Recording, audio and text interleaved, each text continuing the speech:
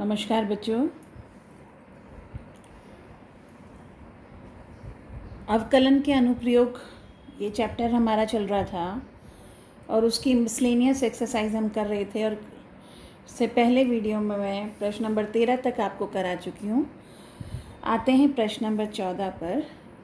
प्रश्न नंबर 14 ये कहता है कि एब्सोल्यूट मैक्सिमा और मिनिमम यानी सबसे बड़ी y का f(x) का सबसे बड़ा मान, उच्चतम मान या निम्नतम मान आपको ज्ञात करना, जबकि फलन आपका है f(x) बराबर cos square x plus sign x, जहाँ x 0 से पाई के बीच में कोई संख्या हो सकती है, 0 और पाई समेत। तो मैंने बताया था जब स्थानीय उच्चतम या स्थानीय निम्नतम बिंदु निकालते हैं तब हम सेकंड डेरिवेटिव टेस्ट लगाते हैं और उन्हीं बिंदुओं पर चेक करते हैं जिस बिंदु पर फर्स्ट डेरिवेटिव 0 आया हो। लेकिन जब आपको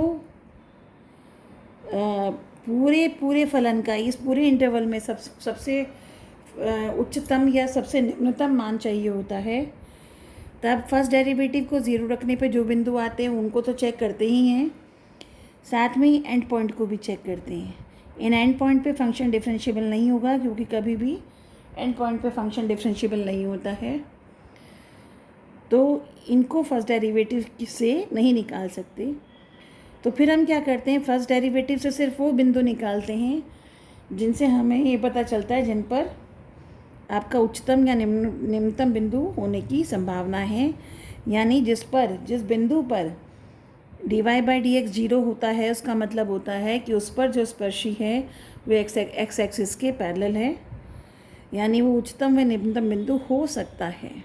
तो जब चेक करेंगे इन एंड पॉइंट को भी लेंगे, तो फिर उसके लिए हम सेकंड डेरिवेटिव टेस्ट नहीं निकालते, क्योंकि सेकंड डेरिवेटिव टेस्ट में हम उन बिंदुओं को निकालते हैं कि वो बिंदु अपने आसपास से सबसे उच्चतम है या नहीं है। तो हम यहाँ क्या करेंगे, सिर्फ बिंदु फर्स्ट डेरिवेटिव इसलिए निकालते हैं जिससे कौन कौन से बिंदुओं पे हो सकता है एंड पॉइंट के अलावा। तो फिर ये सारे पॉइंट आने के बाद फिर हम सीधा मान रख के निकाल लेते हैं कि किन बिंदुओं पे उच्चतम है, किन पर निम्नतम है और कितना उच्चतम है और कितना निम्नतम है। फॉर दैट हमने इसको डिफ्रेंशिएट किया f'(x), इसका आया 2 cos x का डिफरेंशियल माइनस साइन x और फिर प्लस साइन x का डिफरेंशियल cos x। यहाँ से हमने cos x बाहर ले लिया तो -2 sin x प्लस 1 बचा। तो cos x को 0 रखा या फिर इसको 0 रखेंगे तो cos x अगर 0 होता है तो x का मान इसी इंटरवल में होना चाहिए, तो x क्या आएगा π/2। जब sin x को 1/2 रखते हैं, यानी -2 sin x प्लस 1 को 0 रखने पर sin x का मान 1/2 आता है। 1/2 ये 0 से पाई का मतलब प्रथम और द्वितीय चतुर्थांश, तो x का मान क्योंकि sin x प्रथम और द्वितीय दोनों में धनात्मक होता है, इसलिए π/6 और 5π/6 दोनों वैल्यू एक्सेप्टेबल होगी। तो अब कुल मिलाकर जिन जिन बिंदुओं पे हमें चेक करना है, 1 2 3 बिंदु ये और 2 ये, तो x बराबर 0, फिर π/6, फिर π/2, फिर 5π/6 और फिर पाई, इन सभी 5 बिंदुओं पर हम चेक करेंगे। चूँकि हमें स्थानीय उच्चतम या स्थानीय निम्नतम नहीं चेक करना है, तो अब हम इसके लिए सेकंड डेरिवेटिव निकालने की ज़रूरत नहीं है, हम सीधा फलन का मान निकाल देंगे इन बिंदुओं पर। तो x की जगह 0 रखकर या π/6 या π/2, 5π/6 और ये π/2 है, और पाई रखने पर ये अलग अलग मान निकलेंगे। 0 पर, π/2 पर और पाई पर मान 1 आएगा, π/6 और 5π/6 पे मान 5/4 आएगा। 5/4 1 से बड़ा होता है, तो फलन का जो मान, जो निम्नतम मान होगा वो 1 होगा, वो चाहे तीनों बिंदुओं पे बराबर आ रहा हो, पर फलन का निम्नतम मान क्या होगा, 1 होगा, और उच्चतम मान कितना होगा, 5π/4 होगा। इस क्वेश्चन में आपसे फलन के उच्चतम व निम्नतम मान पूछे थे, ये नहीं पूछा था किस किस बिंदुओं पे उच्चतम या निम्नतम आता है। अगर ये भी पूछा जाता तो आप कहेंगे निम्नतम मान कहाँ पर आ रहा है, 0 पर, π/2 पर और पाई पर, और उच्चतम मान आ रहा है π/6 और 5π/6 पर। तो इस तरह से ये क्वेश्चन 14वां आपका था। आइए प्रश्न नंबर 15 पर। प्रश्न नंबर 15 में ये कहते हैं, शो दैट द एल्टीट्यूड कहते हैं कि एक शंकु है और जो एक स्फीयर यानी गोला जो है, गोले के अंदर दिया हुआ है, उस गोले का त्रिज्या रेडियस आपको दिया है। तो ये एक गोला है, गोले का सेंटर O है, यहाँ पर ये शंकु बनाया। अब बाई सिमेट्री से ये मैं पहले भी बता चुकी हूँ कि गोले की जो ऊंचाई होगी, ये गोले का आधार है, गोले का आधार का जो सेंटर पॉइंट है, क्योंकि गोले का आधार वृत्त के रूप में होता है और उसका जो सेंटर पॉइंट है वो M है, और जो वृत्त जो आपका स्फीयर है यानी गोला है, गोले का जो ऊंचाई पर ही, गोले का जो सेंटर है वो शंकु की ऊंचाई पर ही पड़ेगा। तो ये पॉइंट आपका O ले लिया, और AM हो गई शंकु की ऊंचाई और BM हो गई शंकु की आधार की त्रिज्या। तो हमने कहा शंकु की आधार की त्रिज्या BM को हमने क्या मान लिया, x मान लिया, और OM को हमने मान लिया y। तो ऊंचाई जो है शंकु की वो है AM, और हमें ये शो करना है AM 4r/3, ये हमें सिद्ध करना है इस क्वेश्चन में। और जो शंकु है, शंकु की ऊंचाई है AM। तो कहते हैं कि इस गोले के अंदर एक ऐसे आयतन जिसका, एक ऐसा शंकु जिसका आयतन महत्तम हो, जिसका आयतन क्या हो, सबसे ज़्यादा हो। अगर ऐसा होता है तो गोले, जो शंकु की ऊंचाई है वो गोले की त्रिज्या के 4/3 है, ये सिद्ध करके दिखाना है। तो वॉल्यूम हमें मैक्सिमम शो करना है, आयतन हमें किसका, शंकु का महत्तम सिद्ध करना है, जबकि ये आपका शंकु इस गोले के अंदर निकाला गया है।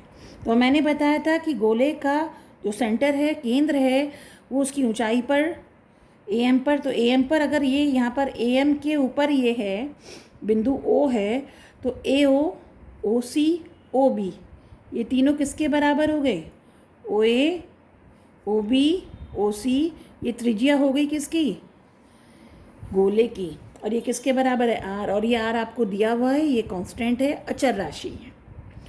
तो आपके शंकु का आयतन होता है 1/3 पाई r²h, या R किसका रेडियस, गोले का नहीं, शंकु का। शंकु का रेडियस कितना है, x यानी त्रिज्या, और ऊंचाई कितनी है AM, और AM कितना हो गया, R + y, क्योंकि हमने OM को y माना था। तो वॉल्यूम इतना हो गया। अब ये वॉल्यूम y और x का फंक्शन हो गया, और x और y दोनों की दोनों यहाँ चर राशियाँ हैं, तो इसको एक चर राशि में कन्वर्ट करना पड़ेगा। तो ये जो त्रिभुज है OBM, त्रिभुज OBM में हमने पाइथागोरस थ्योरम लगाया, x² + y² बराबर r², और यहाँ से x² का मान निकालेंगे, r² - y², वो हमने x² का मान यहाँ रख दिया। इस तरह से ये जो वॉल्यूम है ये किसका फंक्शन बन गया, y का फंक्शन बन गया, π/3, x² की जगह r² - y², y + r, ये आपका फलन बन गया वॉल्यूम का यानी आयतन का। अब इस वॉल्यूम के फलन को हम डिफ्रेंशिएट करेंगे y के सापेक्ष, क्योंकि y चर राशि है। तो यहाँ पर हम प्रोडक्ट रूल लगाएंगे, π/3 बाहर, इसका डिफरेंशियल -2y, y + r ऐसे की ऐसे रखेंगे, प्लस अब की बार ये ऐसे की ऐसे रखा और इसका डिफरेंशियल हुआ 1। तो ये आपका डेरिवेटिव आ गया। इसको सॉल्व करेंगे, π/3 -2y² - 2yr + r² - y², ये हो गया -3y², मैंने इसको लिखा नहीं, ये -3y² - 2yr + r² को जब ज़ीरो रखेंगे तो π/3 ज़ीरो नहीं हो सकता, यही ज़ीरो होगा, यानी -3y² - 2ry + r² बराबर 0। इसमें माइनस से हमने गुणा करके ये आ गया 3y² + 2ry - r² बराबर 0। ये द्विघात समीकरण है y में, y चर राशि है, ये याद रखना, r चर राशि नहीं है। तो इसको स्प्लिटिंग मिडिल टर्म से बीच वाले मध्य पद को तोड़कर, क्योंकि ये 3 × -1 - 3r² है और ये 2r आ रहा है, तो हम इसको +3r - r से तोड़ेंगे, +3r - r से तोड़ा तो 3y², 2ry की जगह लिखा 3ry - ry, minus are square, इसमें से कॉमन आ गया आपका 3y, y प्लस आर बचा, यहाँ से माइनस आर कॉमन लिया, माइनस आर कॉमन लिया, y प्लस आर, तो फैक्टर्स हुए 3y minus r into y plus r. इसको ज़ीरो रखने पर या तो y प्लस आर को ज़ीरो रखोगे तो y माइनस आर के बराबर आएगा, y माइनस आर के बराबर नहीं हो सकता क्योंकि y नेगेटिव नहीं हो सकता क्योंकि r पॉजिटिव है। तो ये है नॉट पॉसिबल। नॉट पॉसिबल मतलब संभव नहीं है। तो संभव क्या हुआ कि 3y माइनस आर कितना हुआ 0, तो y किसके बराबर हुआ r/3 के। अब सेकेंड डेरिवेटिव लेंगे। सेकेंड डेरिवेटिव में ये था -3y², π/3 तो बाहर था, -3y² को लिखेंगे -6y और -2yr को लिखेंगे -2r, क्योंकि y का ले रहे हैं, याद रखिए r कांस्टेंट है। अब y की जगह जब r/3 रखेंगे, y की जगह r/3 रखा, यहाँ y की जगह r/3 रखा, 3 से 2 कटा, -2r ये हुआ -4r, तो माइनस कुल मिला के ये नेगेटिव आ गया, यानी 0 से छोटा हो गया। अगर सेकंड डेरिवेटिव छोटा आ जाता है तो इसका मतलब v क्या है, महत्तम है। तो v कब महत्तम हुआ, जब am कितना हुआ y प्लस आर, और y कितना निकाला था अपना r/3 प्लस आर, तो am यानी ऊंचाई किसकी, शंकु की कितनी हुई 4r/3, यही आपको सिद्ध करना था। तो ये था आपका क्वेश्चन नंबर 15। आते हैं प्रश्न नंबर 16 पर।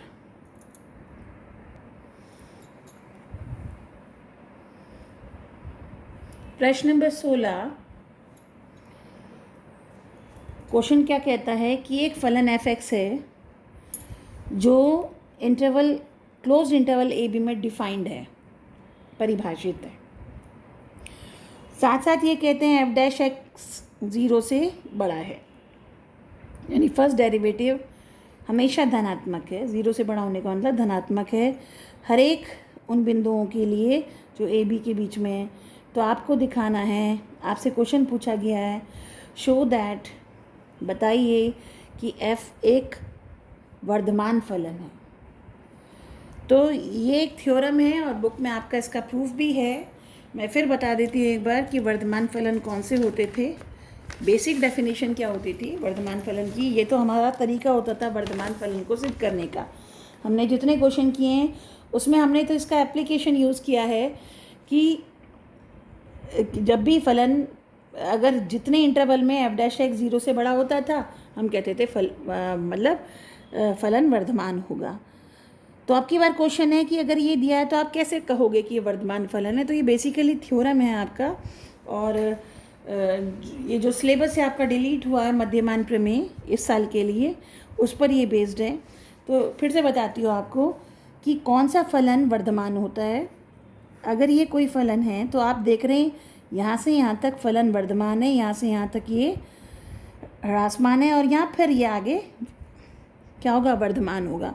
तो वर्धमान का बेसिकली क्या मतलब होता है कि ये एप्लीकेशन था, ये तो हम इसका प्रयोग करते थे कि अगर इतने हिस्से में वर्धमान है तो हर एक हिस्से पे जो भी आप टेंजेंट खींचेंगे, यानी उसका जो स्लोप होगा वो क्या होगा, धनात्मक होगा, क्योंकि वो किससे, उसका जो कोण बनाएगा वो 90 से छोटा बनाएगा। तो tan 90 से छोटे का कोण हमेशा धनात्मक होता है। तो और जबकि इतने हिस्से पर जो कोण बनाएगा वो क्या बनाएगा, 90 से बड़ा बनाएगा। तो जब tan का मान 90 से बड़ा होता है तो tan का मान ऋणात्मक हो जाता है, यानी dy/dx ऋणात्मक हो जाता है। तो ये तो एप्लीकेशन करते थे, लेकिन अदरवाइज़ हम कैसे भाषा में बता सकते हैं कि ये फलन वर्धमान है। तो हम ये कहते हैं यहाँ से यहाँ वर्धमान इसलिए है कि इसके कोई भी अगर दो बिंदु ले लें x1 और x2 पर, तो x1 x2 से छोटा बिंदु है, दिख रहा है, x1 पहले है x2 बाद में है।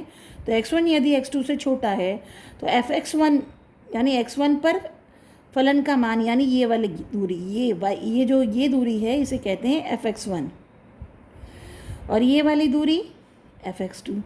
तो यदि x1 x2 से छोटा है तब fx1 भी fx2 से छोटा है, यानी अगर x1 पहले आएगा तो उस पर जो y का मान होगा वो छोटा होगा, अगर x2 बाद में आएगा उस पर मान बड़ा होगा। तो अगर x1 x2 से छोटा है तो fx1 भी अगर fx2 से छोटा है तो फलन क्या होगा, वर्धमान होगा। इसके उलट अगर यहाँ से यहाँ फलन ह्रासमान है, क्यों, क्योंकि ये x1 है और ये बिंदु x2 है। कोई भी दो बिंदु ले लिए x1 x2, clearly x1 x2 से छोटा है, यहाँ भी x1 x2 से छोटा है, लेकिन fx1 का मान fx2 से बड़ा है। तो कोई भी फलन वर्धमान तब होता है अपने अंतराल में यदि x1 x2 से छोटा है, तो fx1 भी fx2 से छोटा है, तो वो वर्धमान फलन कहलाता है। जबकि x1 x2 से छोटा हो परंतु fx1 fx2 से बड़ा हो, उल्टा हो जाए यहाँ काम, तो ये ह्रासमान फलन होता है। तो बेसिकली ये डेफिनेशन होती है वर्धमान की या ह्रासमान की। तो हमें यहाँ वर्धमान, ये तो एप्लीकेशन, ये तो रिजल्ट बाद में आया था, लेकिन बेसिक डेफिनेशन तो यही थी। तो क्वेश्चन यही है कि अगर फर्स्ट डेरिवेटिव पता है कि ज़ीरो है, ज़ीरो से बड़ा है यानी धनात्मक है, तब सिद्ध करो कि ये वर्धमान फलन होता है। तो इस क्वेश्चन को करने के लिए हम मध्यमान प्रमेय लगाते हैं। मध्यमान प्रमेय को मैं फिर रिवाइज कर रही हूँ आपको। मध्यमान प्रमेय आपकी इस साल सिलेबस में नहीं है, तो हो सकता है ये वाला क्वेश्चन भी सिलेबस में ना आए, लेकिन अगर आप जानना चाहें फिर भी बता देती हूँ कि यदि कोई फलन f(x) है जो कि क्लोज्ड इंटरवल ए बी में सतत है, क्लोज्ड इंटरवल, क्योंकि कोई भी फलन अंत बिंदुओं पर एंड पॉइंट पे सतत हो सकता है, और अगर ये ओपन इंटरवल ए बी पर अवकलनीय है, क्योंकि ए और बी पे तो निश्चित तौर पे कोई भी फलन अवकलनीय हो ही नहीं सकता, तो ये संतत भी है, अवकलनीय भी है, तब कोई बिंदु सी जरूर एग्जिस्ट करेगा ए बी के बीच में, ए और बी के इन्हीं में, इसी अंतराल में कोई ना कोई बिंदु सी जरूर होगा जिस पर फर्स्ट डेरिवेटिव किसके बराबर होगा, F B minus F A upon B minus A. ये आपकी मध्यमान प्रमेय या लैग्रैंजिस मीन वैल्यू थ्योरम के नाम से जाती है। ये रोले थ्योरम नहीं है, ये मध्यमान प्रमेय है, दोनों में फ़र्क है। ये रोले थ्योरम नहीं है, ये कौन सी है, मध्यमान प्रमेय है। और मोर प्रिसाइसली इसको हम लैग्रैंजिस मीन वैल्यू थ्योरम के नाम से जानते थे, लेकिन ये यहाँ पर तुम्हारी किताबों में सिर्फ मीन वैल्यू या मध्यमान प्रमेय के नाम से जानी जाती है। रोले थ्योरम को, वो भी मध्यमान प्रमेय है, लेकिन उसको रोले मध्यमान प्रमेय के नाम से जाना जाता है। वो एक स्पेशल केस है इसी का, ये जनरल केस है। तो बेसिकली ये मध्यमान प्रमेय है, तो इसी को हम सिद्ध करेंगे यहाँ पर। तो हम यहाँ वापस आते हैं अपने क्वेश्चन पे कि हमें दे रखा है कि f'(x) 0 से बड़ा है। इसका सीधा सा मतलब हुआ कि हर एक बिंदुओं के लिए ए और बी के बीच में जितने भी बिंदु हैं उन सब पर हमारा फंक्शन क्या है, डिफरेंशियल जब 0 से बड़ा बता रखा है, इसका क्लियर मतलब है कि डिफरेंशियल तो हुआ है, यानी फलन अवकलनीय है। तो इसका मतलब f(x) हर एक x के लिए इस अंतराल में अवकलनीय है। और हम ये जानते हैं थ्योरम से कि कोई भी फलन अगर अवकलनीय है तो हर हालत में वो संतत भी होगा उस अंतराल में। तो इसका मतलब f(x) closed interval A B में संतत है, f(x) ए बी में अवकलनीय, अंतराल ए बी में अवकलनीय है, जैसे मैं ऊपर जिक्र कर चुकी हूँ। तो जब ये कंडीशन आपकी वेरीफाई हो गई, यानी इस तरह की स्थिति बन रही है, तो यहाँ पर मीन वैल्यू थ्योरम लग जाएगी। मध्यमान प्रमेय ये कहती है, अगर ये स्थिति है, इसका मतलब मध्यमान प्रमेय ये कहता है कि x1 और x2 अगर ए बी में दो बिंदु हैं, x1 x2 दो बिंदु ले लिए इसमें, जहाँ x1 और x2 क्या है आपका, x1 x2 से छोटा है, तो हर हालत में c एक बिंदु इसमें इसके बीच में ज़रूर होगा जिस पे f' किसके बराबर होगा, f(x2 minus f(x1) upon x2 minus f(x1). तो इसके बाद ये हुआ f(x2 minus f(x1) is equals to f'(x) c बराबर x2 माइनस x1। ये उधर जाकर हमने गुणा कर दिया। तो f(x2 माइनस f(x1) कितना हुआ, f'(c) into x2 minus x1। अब x1 x2 से छोटा है, x2 x1 से बड़ा है, तो x2 माइनस x1 क्या होगा, 0 से बड़ा। x1 x2 से छोटा है तो x2 माइनस x1 को उधर ले गए तो x2 minus x1 greater than क्या आ गया 0, यानी ये धनात्मक है, ये धनात्मक ये लोग कह ही रहे हैं हर एक बिंदु के लिए, तो C पर भी होगा। तो एफ डैश जी क्या हो गया 0 से बड़ा, तो ये भी धनात्मक ये भी धनात्मक, इसका मतलब ये पूरा की पूरा क्या हो गया धनात्मक, दोनों का प्रोडक्ट धनात्मक है तो ये भी धनात्मक हो गया। अगर ये धनात्मक है यानी 0 से बड़ा है तो fx2 किससे बड़ा हो गया fx1। तो जब हमने मान के चले थे कि x1 x2 से छोटा है तो हमने यहाँ पाया fx1 भी fx2 से छोटा है। इसको और फर्दर हम इस तरह से लिख सकते हैं, तो जब x1 x2 से छोटा था तब ये भी इससे छोटा होगा। तो इस तरह से मध्यमान प्रमेय से हमने ये सिद्ध कर दिया कि ये अगर एफ डैश एक्स 0 से बड़ा है तो फलन वर्धमान होगा। आपकी किताब में पेज नंबर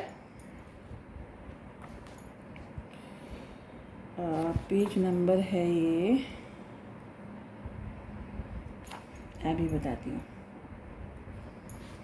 पेज नंबर 201 पर ये थ्योरम दिया हुआ है, उसमें से भी आप देख सकते हैं और मैंने भी आपको ये करा दिया। ये था प्रश्न नंबर आपका 16। आते हैं प्रश्न नंबर 17 पर।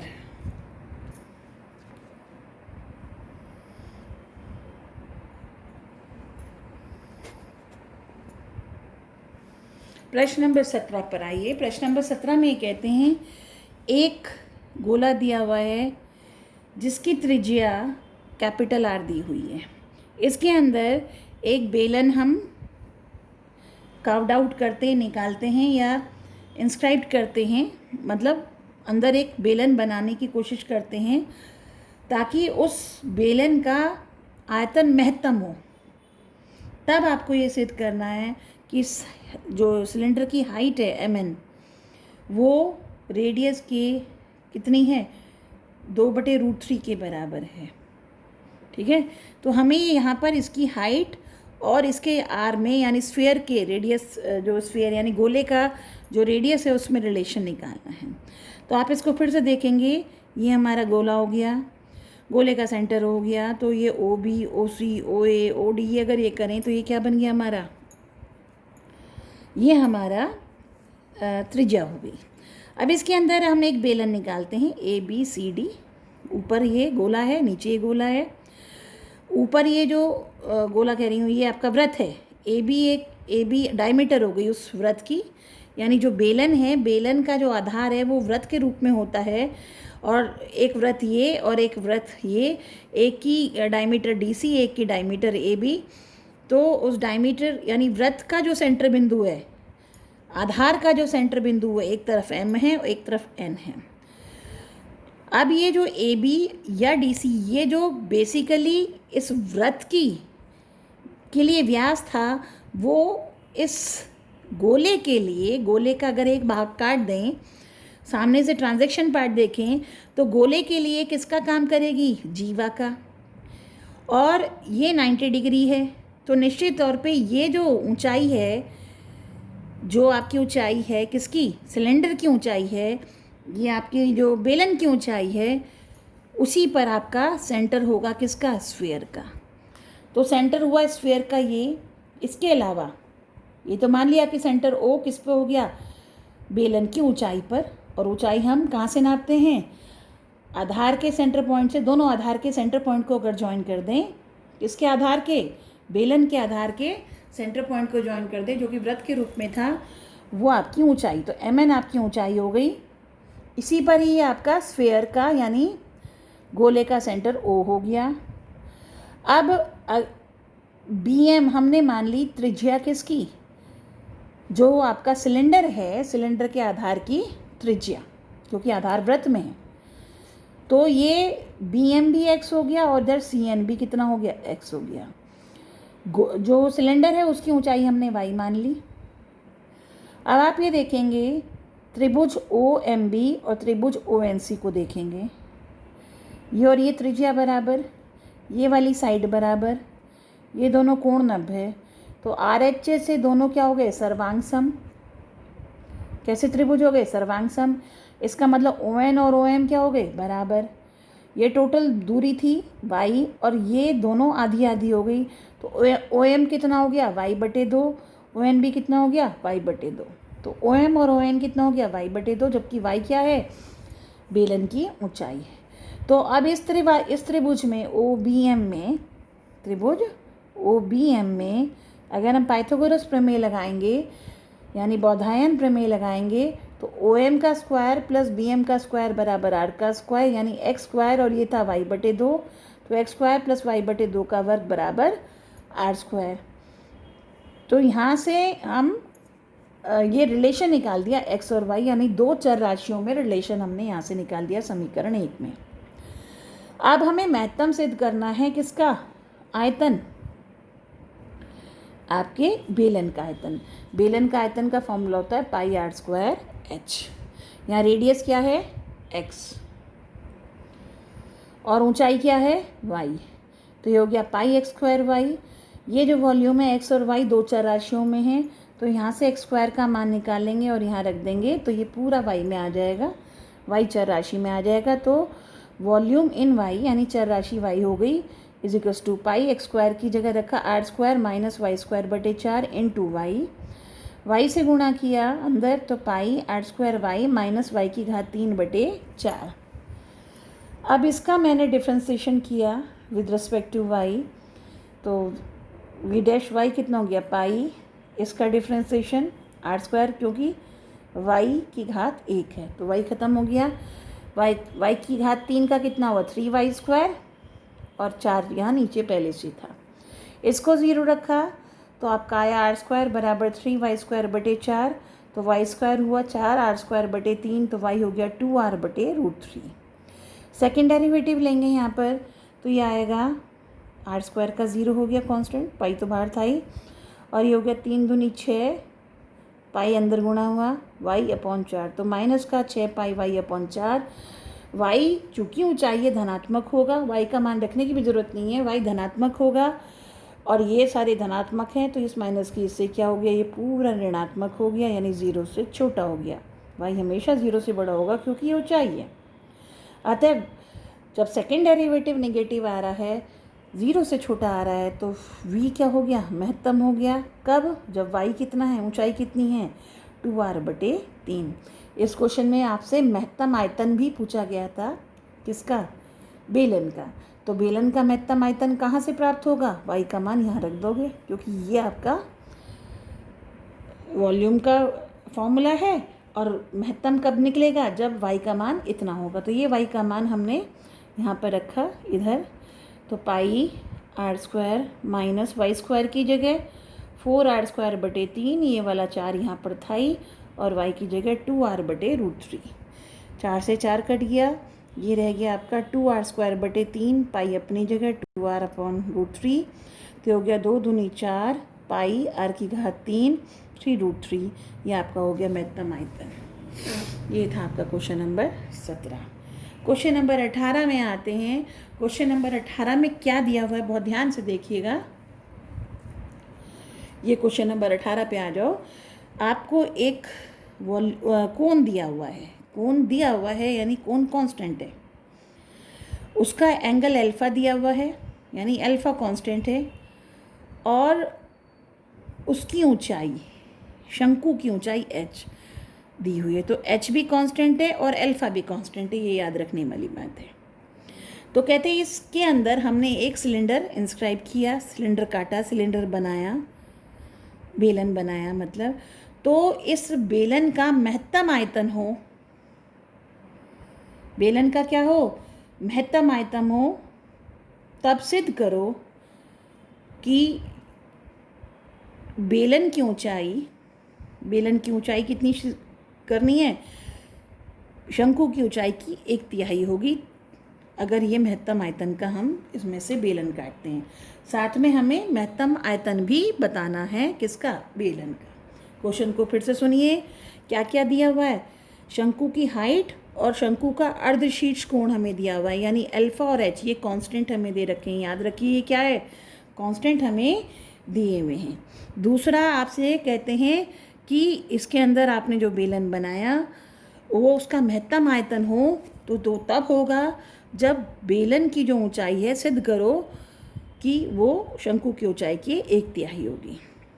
तो यहाँ से हमने क्या किया, ये बेलन बना दिया। क्लियर? तो बेलन का जो सेंटर पॉइंट है ये M हुआ। बेलन का जो आधार जो है वो वृत्त के फॉर्म में था, उसका केंद्र बिंदु क्या हो गया, M हो गया। और इधर N शंकु का जो आधार है जो वृत्त फॉर्म में, उसका भी सेंटर है। और जो बेलन का दूसरा वाला दूसरी तरफ का सिरा है वो भी आधार जो है वो भी आपका सर्किल है, उसका भी सेंटर पॉइंट N है।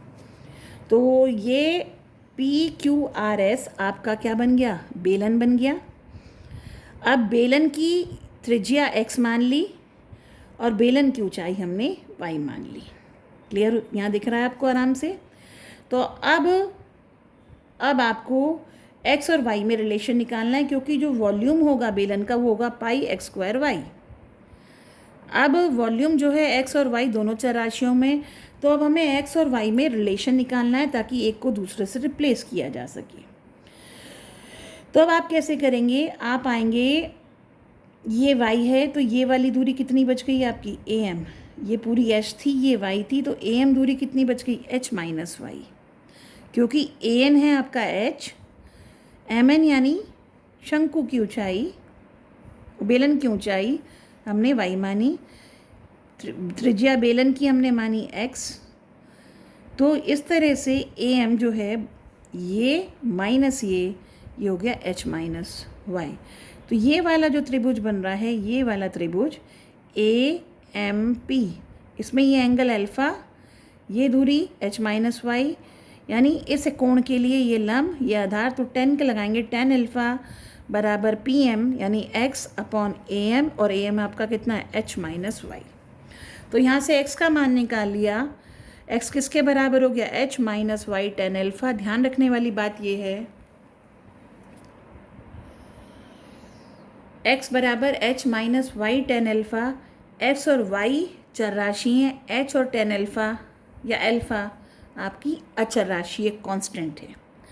तो यहाँ पर आप x का मान रखेंगे, तो आपने देखा बेलन का आयतन इतना था, तो यहाँ तो x और y दोनों में आ रहा था। अब हम इससे जब x को रिप्लेस कर देंगे इससे, तो वॉल्यूम y का फंक्शन बन जाएगा पाई, x के स्थान पे h minus y tan alpha, यहाँ रख दिया h minus y, x square था तो इसका भी स्क्वायर, इसका भी स्क्वायर, दोनों का स्क्वायर इंटू वाई। तो अब पाई टेन स्क्वायर अल्फ़ा आपका कांस्टेंट एक तरफ को ले लिया, और h माइनस वाई की घात 2 इंटू वाई ये चर राशि यहाँ रख दिया।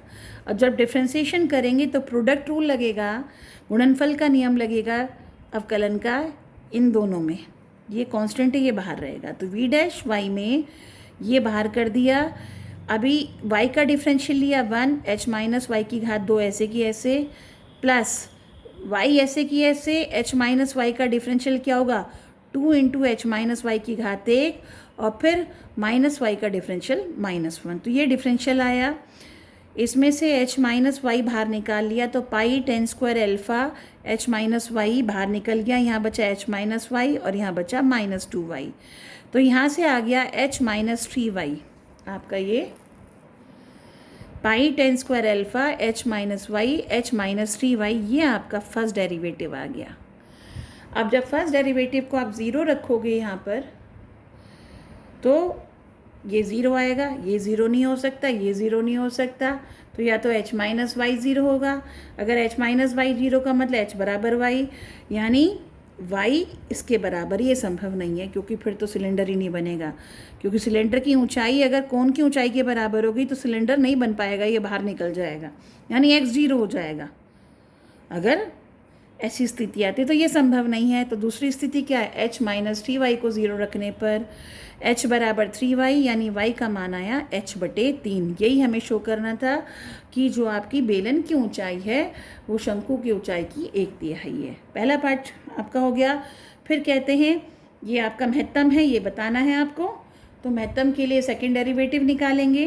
सेकेंड डेरिवेटिव यहाँ से निकाल देते हैं, ये कांस्टेंट बाहर, प्रोडक्ट रूल लगाएंगे, इसका डिफरेंशियल -1 ये ऐसे के ऐसे, तो -1 से जब ये गुणा होगा -h प्लस 3y प्लस, अब इसका डिफरेंशियल -1 जब इससे गुणा होगा तो -h,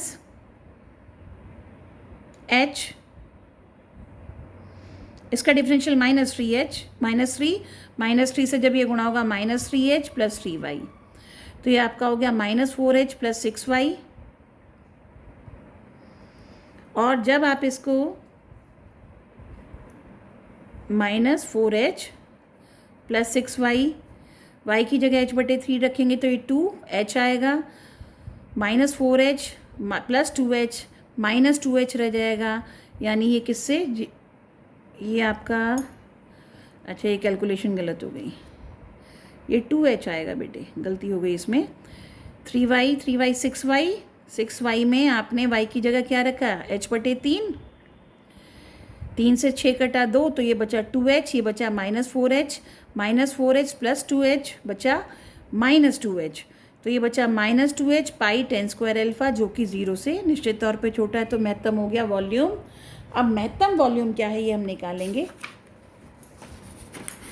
तो महत्तम वॉल्यूम सीधा y की जगह h/3 रख के, y = पाई h - h/3 की घात 2 10² अल्फा इंटू h/3, जो आपका वॉल्यूम निकला था उसमें रखा, वॉल्यूम जो आपका था, देख रहे हैं ना, वॉल्यूम आपका ये था इधर वाला, तो इसमें y की जगह h/3 रख रहे हैं, h - h/3 2h/3, यहाँ h/3, और ये 2h/3 का वर्ग यानी 4h²/9 h/3, तो ये आपका पूरा सॉल्व करके इतना आपका उत्तर आ गया। ये था प्रश्न नंबर आपका 18वां।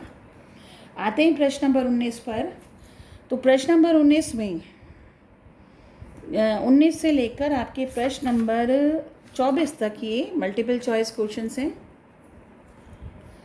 प्रश्न नंबर 19 में कहते हैं एक सिलेंड्रिकल टैंक है, दिया हुआ है, एक बेलन के आकार में एक आपको टैंक दिया हुआ है, उसकी त्रिज्या 10 मीटर है, और इसमें गेहूँ गिरना शुरू हुआ, गेहूँ को डालना शुरू किया, और गेहूँ को डालने पर ये जो भरेगा, यहाँ भरना शुरू हुआ, इसका जो आयतन भरना शुरू, मान लो किसी समय t पर यहाँ तक ये भरा, तो उस समय इसका वॉल्यूम कितना, किस हिसाब से पड़ रहा था, वॉल्यूम का जो रेट है समय के हिसाब से 314 क्यूबिक मीटर पर प्रति घंटा, यानी 1 घंटे में 314 क्यूबिक मीटर गेहूँ इसमें आ जाता था। तो जैसे जैसे इसमें गेहूँ बढ़ेगा वैसे वैसे इसकी ऊंचाई बढ़ती जाएगी। तो इस रेट से अगर, हालांकि ये वाला क्वेश्चन भी आपके इस साल के सिलेबस में नहीं है, फिर भी मैं आपको इसलिए बता रही हूँ कि कंपटीशन की वजह से आपको करना हो या आगे के लिए बच्चों को ये चाहिए, किसी को ये पढ़ना हो उसके लिए है। तो dv/dt जब आप, तो क्वेश्चन ये था कि ये हाइट बढ़ना शुरू होगी, तो हाइट किस दर से बढ़ेगी, जबकि इस हाइट से वॉल्यूम बढ़ रहा है, इस रेट से वॉल्यूम बढ़ रहा है। तो इस क्वेश्चन को हम कहते हैं कि at any time, at time t, किसी समय t पर, माना इसकी हाइट क्या थी, x थी, किसकी, y थी, सॉरी, इसकी हाइट y थी, किसकी हाइट, बेलन की नहीं, जितना गेहूँ भरा है। तो किसी समय t पर, कोई टाइम t पर हमने देखा, किसी समय t पर देखा जिस समय गेहूँ गिरने लग रहा है, तो उस टाइम पर हमने देखा कि जो ऊंचाई पकड़ चुका था, ऊंचाई, उस समय की ऊंचाई, गेहूँ की ऊंचाई कितनी थी, y, रेडियस कांस्टेंट रहेगा, ऐसा नहीं होगा कि गेहूँ इतना गिरा या आधा गिरा, ये मान के चलते हैं कि गेहूँ बराबर फैल रहा है, ऊपर से डाल रहे हैं, सब जगह बराबर फैल रहा है, शंकु आकार में नहीं है, और ये बेलन बनता जा रहा है, ये अजम्पशन मान के चलेंगे। तो इस तरह से ये आपका 10, किसी समय t पर ये क्या था, y था, तो उस समय, उस टाइम t पर वॉल्यूम कितना था, पाई r² इंटू y, तो वॉल्यूम का ये फॉर्मूला है। अब इस डिफ्रेंशिएशन, इस फलन को हम t के सापेक्ष में, y के सापेक्ष में नहीं, t के सापेक्ष में अगर हम इसको इसका डिफरेंशियल करते हैं तो dv/dt 100 पाई कांस्टेंट, और ये dy/dt, dv/dt आपको 314 दे रखा है, 314, 100 पाई का मान हम 3.14 मान लेंगे यहाँ पर, तो dy/dt का मान निकल जाएगा 1 मीटर पर घंटा। आपका जो ये ऑप्शंस दे रखी, इनकी यूनिट गलत दे रखी है, आपसे गहराई, जो गहराई है, जिस गहराई से ये गेहूँ बढ़ रहा है, गेहूँ की ऊंचाई बढ़ रही है सिलेंडर में, उसकी गहराई की दर पूछी है। तो गहराई की दर मीटर पर होगी, क्यूबिक मीटर नहीं होगी। यहाँ हर एक उसमें क्यूबिक मीटर दे रखा है, जो गलत है। तो ये इसकी यूनिट गलत दे रखी है। तो ऑप्शन ए करेक्ट है, जो कि 1 मीटर प्रति घंटा होगा। ऊंचाई की यूनिट क्यूबिक नहीं हो सकती, क्यूबिक यूनिट होती है वॉल्यूम की। तो इसीलिए इस क्वेश्चन में यूनिट गलत दे रखी है चारों ऑप्शंस में। तो आपका फिगर फॉर्म में या जो संख्या है वो 1 आएगा और ए वाला पार्ट इसका करेक्ट होगा। प्रश्न नंबर 20 पर आते हैं। प्रश्न नंबर 20 ये कहता है स्पर्शी की प्रवणता बताना है। क्या बताना है? स्पर्शी की प्रवणता क्या होगी। स्पर्शी की प्रवणता पूछी है वक्र इसके लिए किसी बिंदु 2-1 पर। अभी ध्यान रखना, वक्र तो है ये वाई टी के फॉर्म में, यानी प्राचलिक रूप में आपका वक्र है। और बिंदु 2-1 पे, तो ये 2 और -1 किसके मान है? x का मान 2 और y का मान -1, ना कि t का मान। तो इस बिंदु पर प्रवणता पूछी है। तो स्पर्शी की प्रवणता हम किससे बताते हैं? dy/dx से। चूंकि ये प्राचलिक फॉर्म में है तो dy/dx कैसे निकालेंगे? dv/dt upon dx/dt। तो dy/dt कितना हुआ? इसका अगर हम t के सापेक्ष करेंगे 4t - 2, 4t - 2, और dx/dt कितना हुआ? 2t + 3, 2t + 3 यहाँ रख दिया। अब हमें चाहिए t का मान। ये t का मान नहीं है, ये किसका मान है? x का, और ये y का मान। तो हम यहाँ x की जगह 2 रखेंगे, y की जगह -1 रखेंगे। तो t² + 3t - 8 को हमने 2 रखा, ये एक द्विघात समीकरण बना। यहाँ से t के 2 मान आए -5 और 2। फिर y की जगह हमने -1 रखा, इसको -1 रखने से ये द्विघात समीकरण बना। इसे हल किया, इसके मान आए 2 और -1। तो आप अब कहने का मतलब t के कौन से मान रखकर x का मान 2 आए, y का मान -1 आए। तो अगर t का मान -5 रखते हैं, x का मान तो 2 आएगा, लेकिन y का मान -1 नहीं आएगा। सिर्फ t को 2 रखने पर x का मान भी 2 आएगा, y का मान भी 2 आएगा। ऐसे ही अगर t की जगह यहाँ -1 रखें तो ये -1 तो आएगा, पर ये 2 नहीं आएगा।